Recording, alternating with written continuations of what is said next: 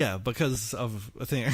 Because my ex-boyfriend became an online psychic. So we were discussing about it, right?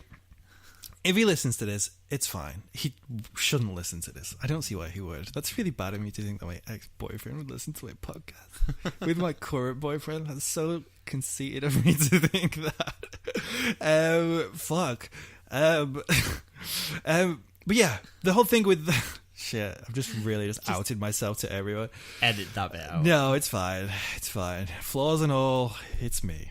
But yeah, you know, if something helps you get over something, or if something assists you or makes you feel good, then do it. You know, we're not there to criticize someone. But if it has a negative effect on your life, run a mile from that shit, which is exactly what Adolfo should have done in this situation, because this shit starts to have a very negative effect on his life. See how I like to go? I've just brought that right back around. In 1983, when he was around 21 years old, he got a modeling job that took him to Mexico City, where he spent his free time telling fortunes with tarot cards. Now, we saw a picture. I had a picture of him up a minute ago. Not my type at all, but he's got that sort of. I was actually thinking that myself. What's his name? It's like Joe. I mean. It's really bad because I only know the guy's first name. Let me see. Okay, right. I'm gonna Google this real fucking quick. Okay, Andy Warhol, Joe. Yes, Joseph Angelo D'Alessandro. Yes, it reminds me of him. Can I say? Oh yeah. I didn't know if you knew him. No. That guy. He's got a look of him, right? Like the Andy Warhol guy. Oh, yeah. Because he was like, this was like one of Andy Warhol's first sort of like superstar guys like this. Yeah. He's got that sort of look of him. If you want to go see an actual photo of Adolfo, we'll put some pictures on the Facebook. But also, if you don't want to bother going over there, that's fine. Just picture Joe Mangelacano Dabro. I can't remember his name. The Andy Warhol dude. It's kind of like that. So very sort of 80s. He's got a really cool mullet. Wish I could have that fucking mullet. So yeah, he was a model. Oh, do you want to see an actual modelling photo? Go on. With his cool coat? Wow, right? That is pretty pimp. Pretty freaking pimp. He also looks like, he looks a bit like, the guy who, Tommy Lee. He looks a bit like Tommy Lee in that photo. Do you not think? He does. He's got a Tommy Lee vibe going about him. So not the worst looking, not for me, but not the worst looking guy. So he became a model for a bit. And also told people's fortunes. It would be here in Mexico City while doing his modeling and telling people's fortunes that he would round up his first disciples. Can I just cut you off just very quickly? I think I know where this is going. What? Is this going into like a cult sort of like killing? Maybe. Oh, interesting. Never know. You never know. The first members of Adolfo's squad were Martin... He didn't call them his squad. I called them his squad. Were Martin Quintana Rodriguez and Omar Chuy Orea Ocoa. That is the only set of names that I have no idea how to pronounce. Chuy. Omar Chuy Orea Ocoa. Who was a man, that Omar guy, he had been obsessed with the occult from about age 15, apparently. So you can probably see why he was drawn to this guy with his magical essence. Adolfo took both men under his wing and under his sheets. So like that. In the thing that I read, the research for this, I don't know who wrote it, but someone said that he designated one as the man and one as the woman, which I can only assume that that is sort of being very top and the bottom. Like top and bottom, but that's just a horrible way to put it. It really is, because you don't need to be the woman to take it. Yeah. You can be a fucking power bottom, bitch. You can own that.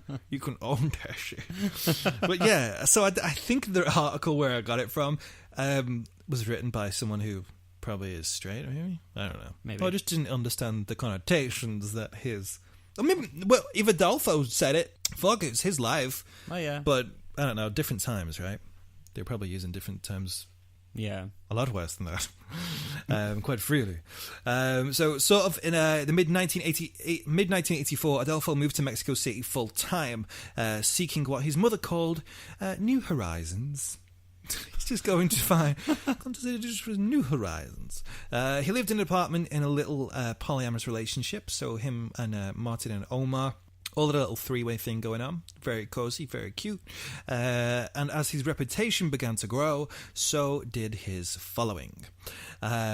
People believed that Adolfo could read the future, and he also offered ritual cleansings for those who felt they had been cursed by enemies. Okay. So he was actually getting quite popular. He's getting a bit of reputation. He was kind of respected within this particular field at the moment.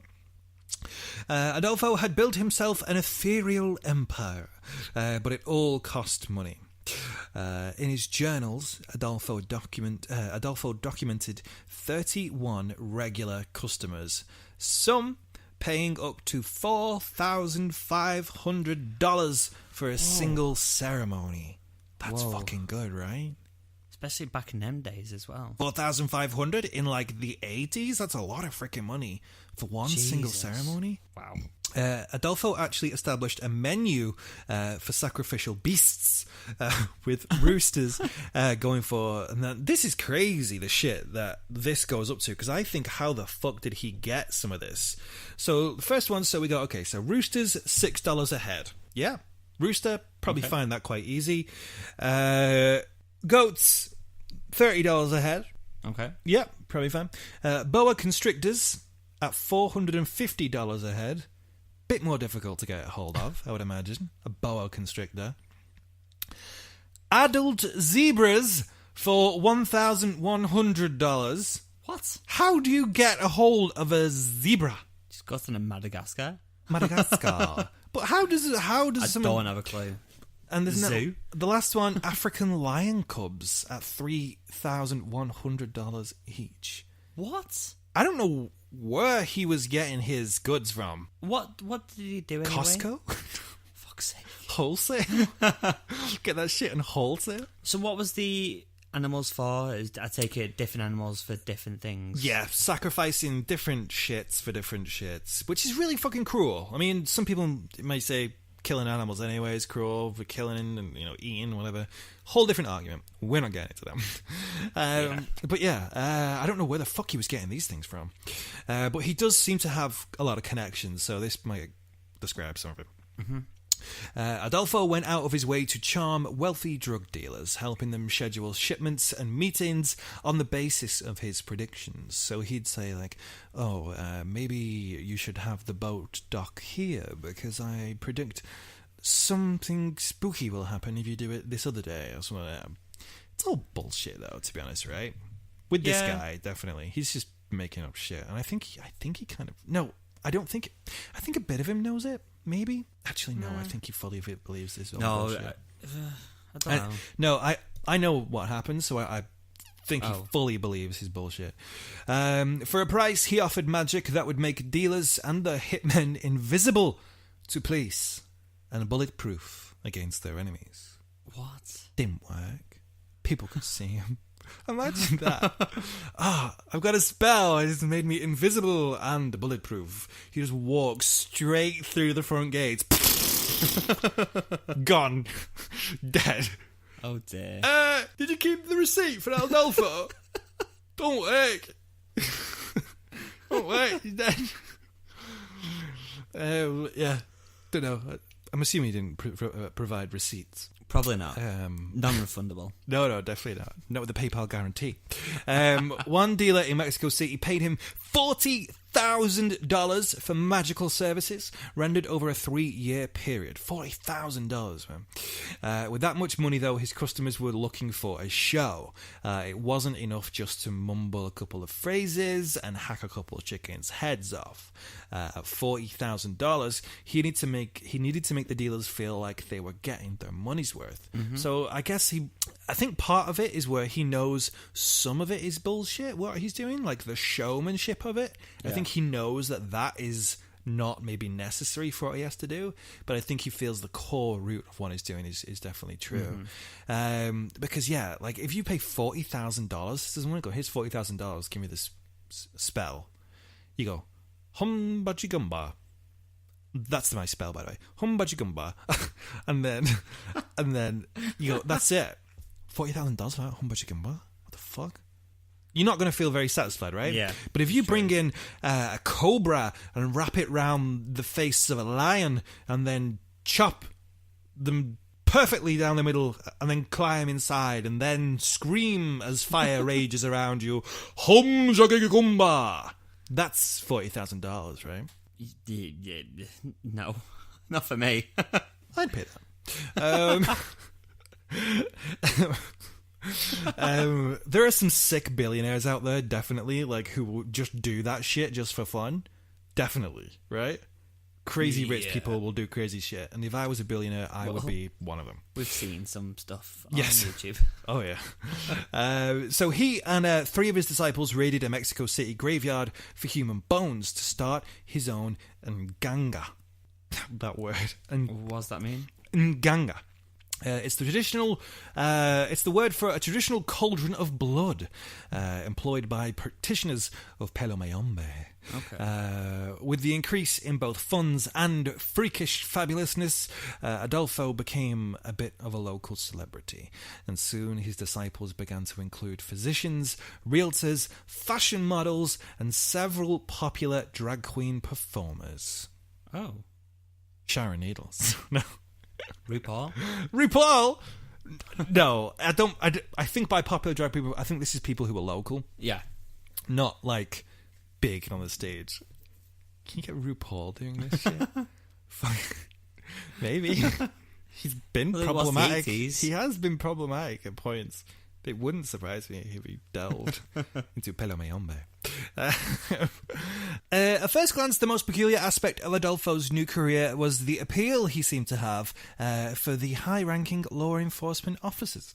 At least 4 members of the federal judicial police joined the cult in Mexico City. One of them, Salvador Garcia, was a commander in charge of narcotics investigations, and another, Florentino Ventura, had retired from the federales to lead the Mexican branch of Interpol. So these were high people. These were high people. Possibly in more ways than one. It wasn't unknown for the police to be on the payroll of gangsters and dealers in that particular area at that particular time. But the devotion of Adolfo's followers went far beyond money. In or out of uniform, they worshipped Adolfo as a god. So they were pretty deep into this guy. Oh, ew.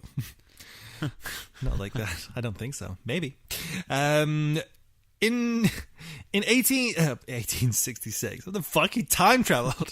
He has got time travel. There it is. In 1986, Florentino Ventura, the Interpol guy, introduced Adolfo to the Calzada family, who at the time were one of Mexico's dominant narcotics cartels. So he gets in with this huge crime family. Kind of think like, I don't know, like any mafia movie which you start watching. Big crime bosses. Adolfo immediately won over the family with his charm and would go to profit immensely from his contacts with them.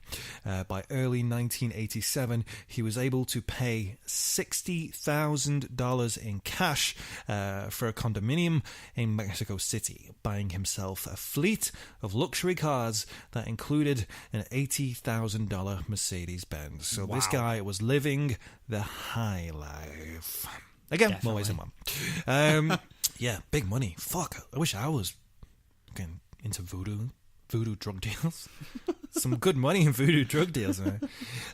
When not casting spells for the Calzadas or other clients, Adolfo staged scams of his own, once posing as a DEA agent to rip off a coke dealer and then selling the stash through his police contacts for a cool $100,000. So that's sneaky, right?